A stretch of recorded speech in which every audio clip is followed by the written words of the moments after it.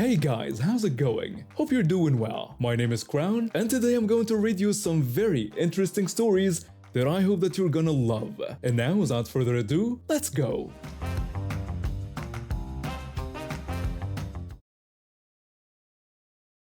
I've been going to this Chinese restaurant for some time now. It started when I moved to the area for work and needed somewhere cheap and quick for dinner after long shifts. The place was run by this brilliant woman who'd lived in Ireland for over 20 years, and her cooking was top-notch. I got friendly with the staff over time, especially the girl who usually worked the till. She was studying in university and worked evenings to help pay her way through.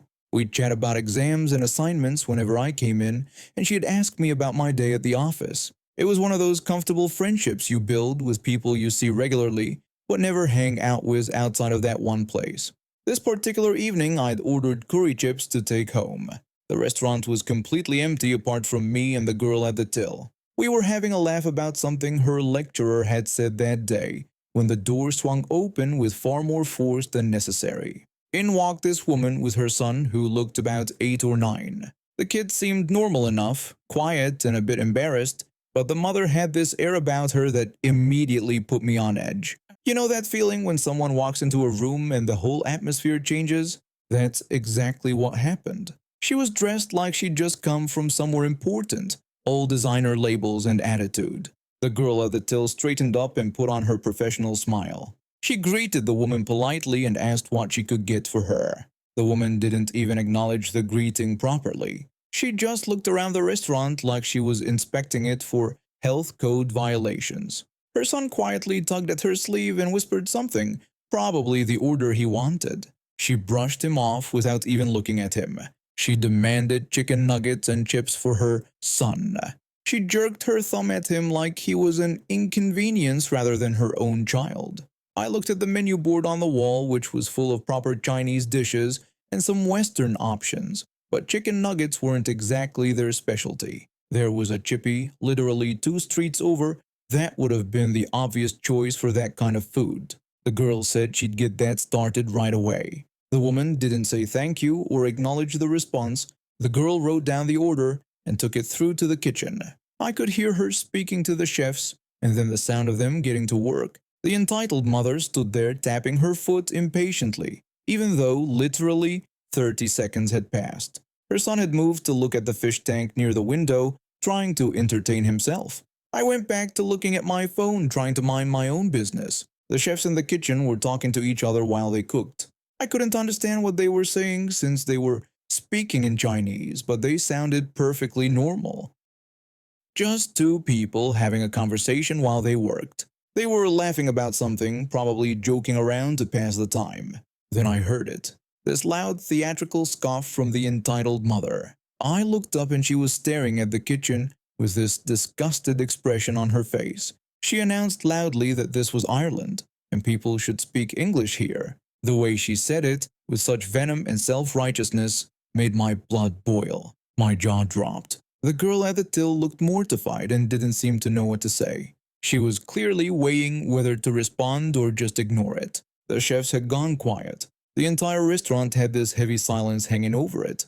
I was trying to process what I'd just heard when the kitchen door burst open. The owner came storming out, and I'd never seen her angry before. She was always cheerful and welcoming, asking customers about their day and remembering regular orders. But right now her face was furious. She walked right up to the counter and stared directly at the entitled mother. She shouted back that this was Ireland and people spoke Irish here. Then she launched into a tirade in perfect Irish. I don't speak Irish fluently myself, but I caught enough to understand what she was saying. She was basically telling the entitled mother that she was racist and not welcome in the restaurant. She told her that she had no right to come into someone else's business and demand they speak a certain language. She said Ireland was built on immigration and diversity, and people like her were a disgrace. The fluency was incredible. Her Irish was better than most native speakers I knew. She wasn't stumbling over words or searching for phrases, it just flowed naturally. I completely lost it. I tried to hold it in, I really did, but I just burst out laughing. The entitled mother's face went through about 5 different shades of red. She clearly had no idea what was being said to her, but she knew it wasn't complimentary. Her son had stopped looking at the fish tank and was now staring at his mother, looking mortified. The entitled mother tried to interrupt, raising her voice to talk over the owner. She demanded to speak to someone in charge. The owner pointed at herself and said in English that she was the owner and she was telling her to leave.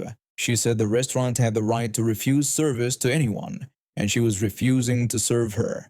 The entitled mother opened her mouth like she was going to say something, then closed it again. She looked around like she expected someone to back her up, but the girl at the till and I were both just watching.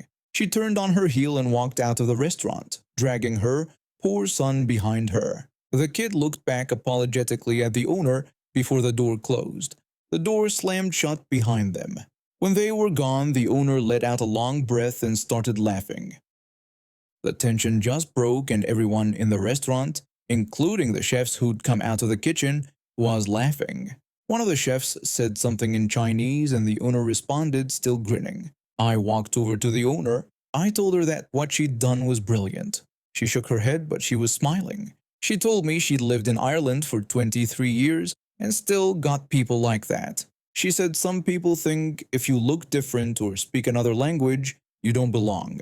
She said it happened more often than people would think, usually just quiet comments or stares. But every now and then someone like that woman would come in and say it out loud. I told her she'd handled it perfectly. She said she'd had enough of staying quiet and just taken it. The girl brought out my curry chips, and the owner waved away my money when I tried to pay. She insisted the meal was on the house tonight. I protested and said I couldn't let her do that. She insisted right back that I could and I would. She said after 3 years of coming in regularly, I'd more than earned a free meal. I thanked her and pulled out my wallet anyway. I left a tip of 30 euros. The curry chips would have cost me about 10 euros normally. I'm talking about 3 times what the meal would have cost. Tipping really isn't common here. We don't have that American culture of tipping for everything. You only do it for genuinely exceptional service or special occasions. This definitely qualified. The girl tried to refuse the tip, but I insisted. I told her to split it with the owner and the chefs. I said they all deserved it for putting up with people like that woman. The owner gave me a hug, which surprised me, but I hugged her back. When I left the restaurant with my curry chips, I was still grinning. The entitled mother had come in ready to cause trouble, probably did this sort of thing all the time, and she'd finally met someone who wasn't going to take it. The fact that the owner had used Irish to put her in her place was just perfect.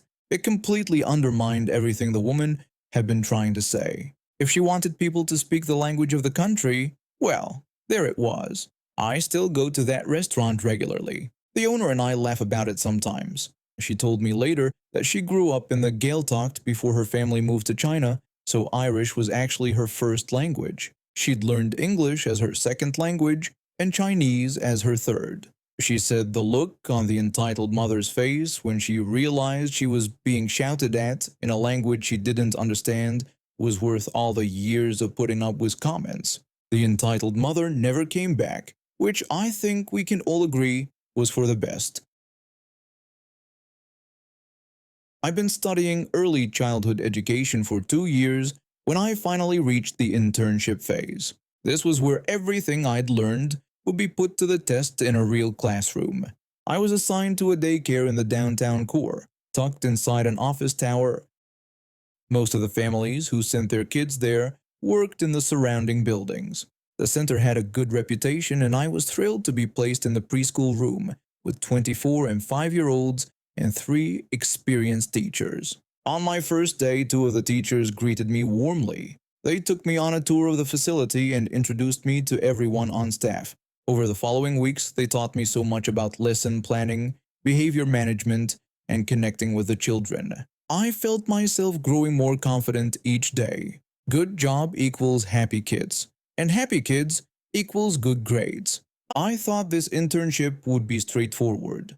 The third teacher was a different story entirely. She was at least 20 years older than the rest of us and seemed to have decided from day one that I was her personal project to criticize. When I didn't put the paint supplies away exactly how she wanted, she'd announced loudly in front of parents that I needed to redo it properly this time. When the dollhouses weren't lined up in perfect symmetry, she'd lecture me about keeping the classroom tidy with this gleeful look on her face. It didn't matter what I did. She found fault with everything I touched. I tried talking to the center director about it, but nothing changed. The two kind teachers even tried to intervene on my behalf, but that didn't help either. I told myself it was only 3 months. I could suck it up and get through this. The weeks crawled by, but I kept my head down and did my best. Then one sunny morning, everything fell apart. We'd taken the children on an extended walk across the city to see a puppet show. On the way back, we had them in a double line holding hands like little ducklings.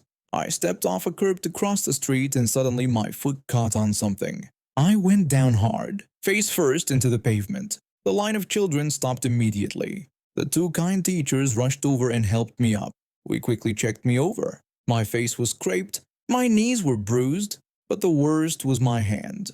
There was a 6-inch gash across my palm, about a 1/4 inch deep, and blood was pouring down my arm and dripping off my elbow. The first teacher told me I needed to go to the emergency room right away. The second teacher asked if I could move my fingers and agreed that it looked really bad.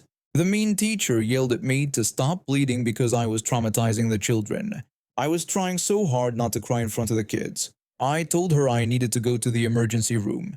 She refused and said I needed to come back to the center with them and finish my day. The first teacher protested and said I was bleeding everywhere and needed medical attention. The mean teacher snapped back that she was the head teacher and if I didn't finish the day, she would write me up and I would get a failing grade on my internship. One of the teachers dug through our supply backpack and found a face cloth. I pressed it against my hand as we walked back. When we got to the center, I went to the bathroom and cleaned up as best I could. I wrapped my hand in a dish towel from the kitchen.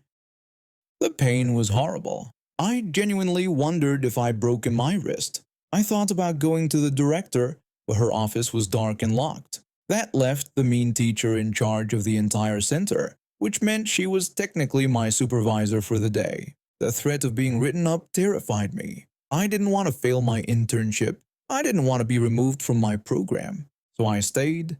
I changed the dish towel halfway through the afternoon when it soaked through. The mean teacher scoffed and rolled her eyes at me every time she walked past. The other two teachers gave me supportive hugs and whispered sympathy when she wasn't looking. I made it through the entire day somehow. When I finally got home, I walked through the front door and burst into tears.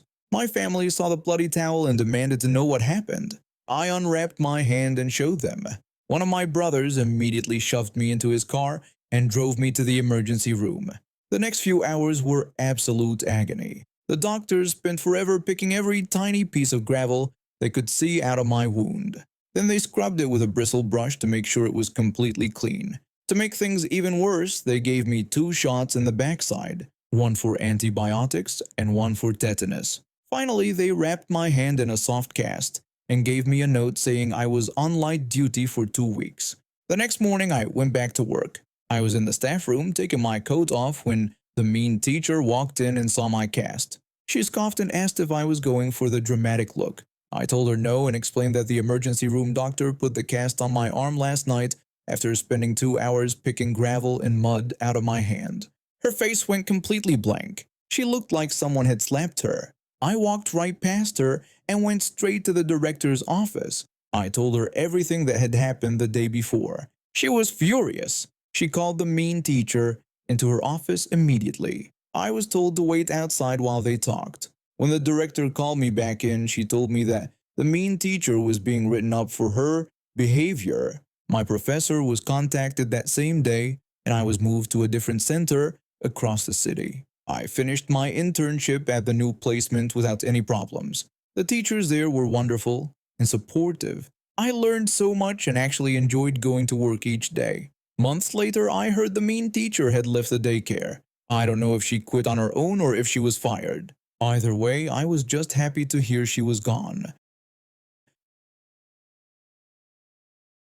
I grew up on a 40-acre farm in the middle of nowhere during the 1990s. My parents had owned the property for 5 years when the trailer next door went up for sale. The place sat on 2.5 acres right beside our land. When the new neighbors started moving in, my parents put our dogs in their pen out back. The husband showed up first, driving a beat-up truck down the dirt driveway. He had this rough look about him, like someone you wouldn't want to meet in a dark alley. When he passed by the dog pen, our animals didn't make a sound. They just watched him with mild interest. Then the wife arrived about an hour later. The second her car turned onto the property, our dogs lost their minds. They were barking, snarling, throwing themselves against the fence like they wanted to tear her apart. I had never seen them act that way before. Our dogs were gentle creatures who barely barked at strangers. My mom, being the hospitable southern woman she was, decided to go over and introduce herself once they had settled in a bit. She baked some cookies and walked across the property line with a bright smile on her face. At first, everything seemed fine. The wife was polite enough, asking the usual questions about the area and how long we'd been there. Then she pointed toward the field behind her new house and asked who owned it. My mom felt a little awkward but told her honestly that she and my dad owned all the land up to the creek. The neighbor's expression changed instantly. The friendly smile disappeared, replaced by something cold and calculating. The conversation turned stiff and uncomfortable. My mom excused herself and hurried back home feeling uneasy but not quite sure why. A couple of weeks passed without incident. Then one afternoon my parents came home from their weekly shopping trip to find 3 young children climbing all over our farm equipment. These kids couldn't have been older than 7, and they were scrambling over the tractor like it was a playground. My dad started shouting at them to get down before someone got hurt. The kids scattered like rabbits and ran straight to the neighbor's house. My mom walked over there immediately. She knocked on the door, and the neighbor answered with a bored expression. My mom told her that the grandchildren had just been playing on our farm equipment and that they could have been seriously hurt. The neighbor crossed her arms and said she didn't care if one of them got killed because she wanted that field one way or the other. She pointed directly at our property behind her house. My mom stood there in shock for a moment before turning around and walking away. When she got home, she and my dad immediately called the sheriff. They also contacted an attorney to find out what they could do legally. Both told them the same thing: put up no trespassing signs everywhere, especially around the equipment storage area and along the property boundaries. My parents spent the next weekend putting up signs all over the field. They placed them on fence posts, trees, anywhere visible. Within days, the signs started disappearing. One afternoon, my mom was up in a tree along the property line trying to hang a sign high enough that it couldn't be easily removed. She was about 15 feet up when a gunshot rang out. The bullet hit the sign just above her head, splintering the wood and sending bark flying. She nearly fell out of the tree from shock. Off in the distance, she could see the neighbor standing on her porch with a rifle. The woman yelled out that, "Oops, her gun must have gone off accidentally." The woman's voice was smug, almost cheerful. My mom scrambled down from the tree and ran back to the house. My dad called the sheriff again, but without proof that it was intentional, there wasn't much they could do. Things only calmed down when my older brother started coming home from college on weekends. He would park his truck in the driveway so it was obvious someone was home. My parents also changed their schedules, coming and going at random times, so the neighbor never knew when someone might be watching. The harassment continued in smaller ways. Tools would disappear from our yard. A rake here, a bucket there, small things that were easy to miss. When my dad confronted the neighbor about it, she acted innocent and said it was probably just some druggie looking to steal anything they could sell. She went on about how those people are. At one point, my parents were so fed up that they decided to try buying the property outright. The place was worth about $50,000 according to the county assessment. My parents offered $60,000, hoping the extra cash would be enough incentive. The neighbor smiled when she heard the offer. She told them sure they could have her property for $250,000 and they could take it or leave it. Even our entire 40 acres wasn't worth that much at the time. My parents left without another word. 2 years dragged by with continued harassment and intimidation. Then something changed. The husband filed for divorce. We had been dealing with this nightmare for 4 years total when he finally moved out. Interestingly, my parents had never met him face to face until he was loading his belongings into a moving truck. My dad walked over to help him carry a heavy box, and they started talking. The husband seemed confused and told my dad that his wife had said our family was crazy. He explained that she had told him my mom especially was dangerous and that he should stay away for his own safety after her first visit. My dad explained everything that had happened over the past 4 years. The man's face grew darker with each story. He told us he had no idea and apologized for everything. He moved out that week. About a month later, he came back to visit.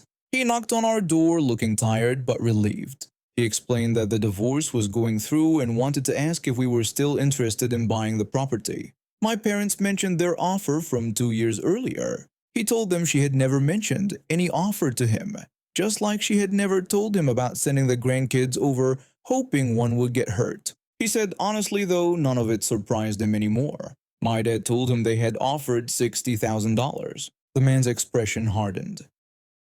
He explained that the divorce attorney said the sale had to be split 50-50 between them, but he didn't care if we offered a nickel because he just wanted to spite her.